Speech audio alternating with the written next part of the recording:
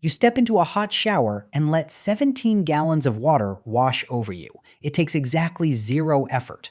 But before modern plumbing, taking that exact same shower required hauling 140 pounds of liquid from a well. You'd have to chop 20 pounds of wood. You'd have to tend a fire for an hour. The myth is that people in the past were universally filthy, rolling in mud. We picture medieval peasants with dirt smeared on their cheeks, completely oblivious to their own stench. The reality is they were desperate to be clean. But when water is heavy and heat requires immense physical labor, you don't wash with a shower head. You wash with caustic wood ash, river sand, and a public room filled with naked strangers. Hollywood loves to show the Middle Ages as a giant brown swamp. But humans have never liked sitting in their own filth.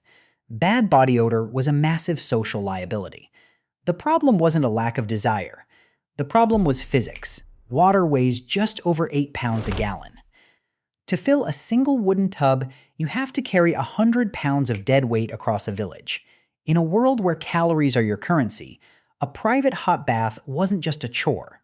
It was a staggering flex of wealth. So, how did the average person not smell like death? They outsourced the labor. If you walked through 14th century Paris or London, you wouldn't find a city of unwashed zombies.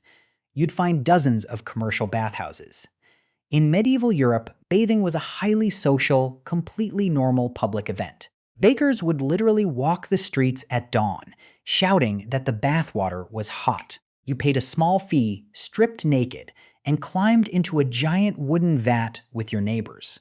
They ate food in the water. They drank wine. They played board games on floating wooden planks. It was less like a modern bathroom, and more like a loud, crowded sports bar, where everyone happened to be naked. But getting the dirt off wasn't like using a modern gel. You couldn't just buy a bottle of gentle lavender body wash. Historically, cleaning your skin was a violent chemical reaction. Early soap was made by mixing rendered animal fat with lye, and lye was extracted by pouring water through hardwood ash. If you mix it wrong, lye can literally burn your flesh. This wasn't a soothing lather. It was a harsh, caustic scraper that stripped the human grease right off you. In places where soap was too expensive, people used friction. They scrubbed their bodies with river sand, pumice, or rough linen. You didn't gently wash the dirt away. You sanded it off. And this public, scrubbing, communal bathing culture lasted for centuries, until something terrifying happened. The water turned deadly, or at least people thought it did. When the Black Death and other plagues swept through Europe, doctors panicked. They had no idea what bacteria was, so they blamed miasma dan bad, corrupted air, and medical experts issued a terrifying warning: hot water opens your pores. If you sit in a warm bath, your pores will expand, and the plague will seep directly into your organs. Almost overnight, the public bathhouses shut down. Bathing in hot water went from a healthy social habit to an act of suicidal recklessness. So, if water is now a death trap, how do you stay clean? You change your clothes, specifically your underwear. Welcome to the era of dry washing. In the 16th and 17th centuries, the definition of cleanliness completely changed.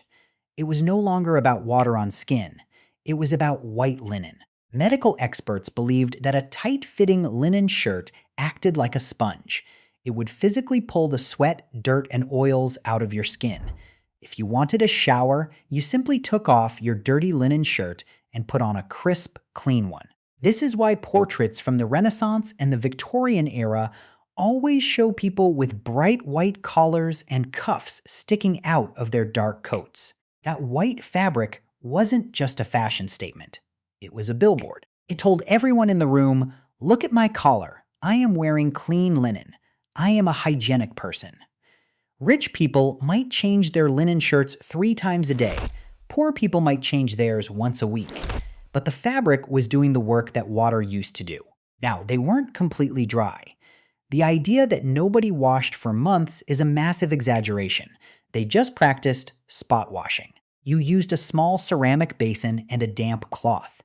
You washed your hands constantly. You washed your face. You wiped your armpits and your groin. Etiquette books from the 1500s strictly ordered people to clean their hands and faces every single morning. You also had to deal with your hair. Without modern shampoo, grease and dirt built up fast. So people relied on fine-toothed wooden combs, aggressively dragging them through their hair every day to physically scrape out the oil, the dirt, and the lice. You just didn't submerge your whole body. You kept the water contained. But this linen system created a new nightmare: laundry. If your clothes are absorbing all your bodily fluids, those clothes have to be washed. And before washing machines, laundry was backbreaking, brutal labor. Women would spend entire days hauling wet, heavy fabric, beating it against rocks, and boiling it in massive iron pots. And to get those collars perfectly white, they bleached them in the sun with stale urine. Yes, urine. The ammonia in old urine was a fantastic, highly effective stain remover. The labor of cleanliness didn't disappear. It just moved from the public bathhouse to the laundry tub. It was an exhausting, never-ending cycle of hauling, boiling, scrubbing, and wringing. Today, we turn a metal handle, and clean, hot water instantly sprays out of the wall. It is a daily miracle that we completely ignore. We look back at our ancestors and think they were dirty, lazy, or ignorant. But they weren't. Cleanliness has always been a human obsession.